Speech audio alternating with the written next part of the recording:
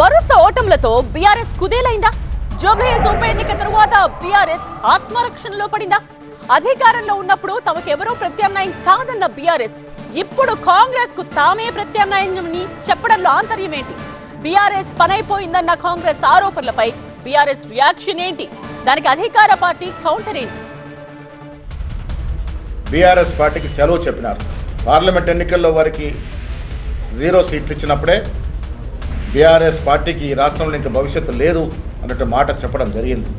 ఇవాళ కూడా జూబ్లీ ఎన్నికల్లో వారు సిట్టింగ్ సీటు ఓడిపోయినారంటే బీఆర్ఎస్ పార్టీకి ఈ రాష్ట్రంలో స్థానము లేదు అని మరొక సందేశాన్ని కూడా ఇవాళ జూబ్లీహిల్స్ ప్రజలు ఇచ్చిన తీర్పు ద్వారా అర్థమవుతోంది.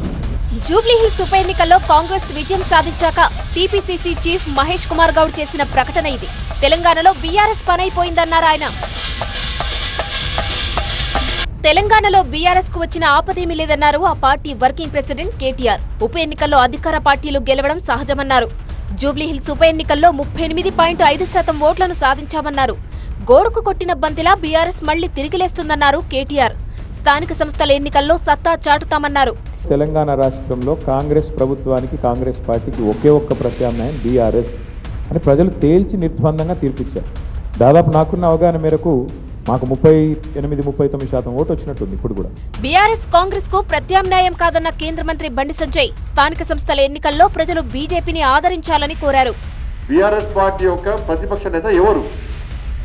ఏడున్నాడు? ఎప్పుడు అసెంబ్లీకి వచ్చిండా?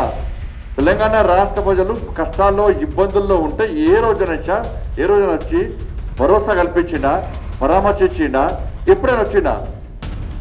ప్రతిపక్ష నేతనే అవసరం అసెంబ్లీకి వస్తాడు, కనబడకుండా వేయండి, ఫామ్ హౌస్ పరిమితం వేయండు. మీరు ప్రధాన ప్రతిపక్ష పార్టీ ఎట్లయితుంది? వీళ్ళు ప్రతిపక్ష పార్టీ ఎట్లయితుంది? కంటోన్మెంట్లో సిట్టింగ్ సీట్ ఓడగొట్టుకున్నారు బీఆర్ఎస్ పార్టీ. మీది ప్రధాన ప్రతిపక్షం ఎట్లయితుంది? ప్రత్యామ్నాయం ఎట్లయితుంది? ప్రతిపక్ష పార్టీలు భ్రమంలో బతుకుతున్నాయన్నారు టీపీసీసీ చీఫ్ మహేష్ కుమార్ గౌడ్. వచ్చే అసెంబ్లీ ఎన్నికల్లోనూ కాంగ్రెస్ గెలుస్తుందని ధీమా వ్యక్తం చేశారు. ప్రజలు 2 సందేశాలు స్పష్టంగా ఇచ్చినారు. ఒకటి, కాంగ్రెస్ పార్టీ పట్ల మేము సంతృప్తిగా ఉన్నాం.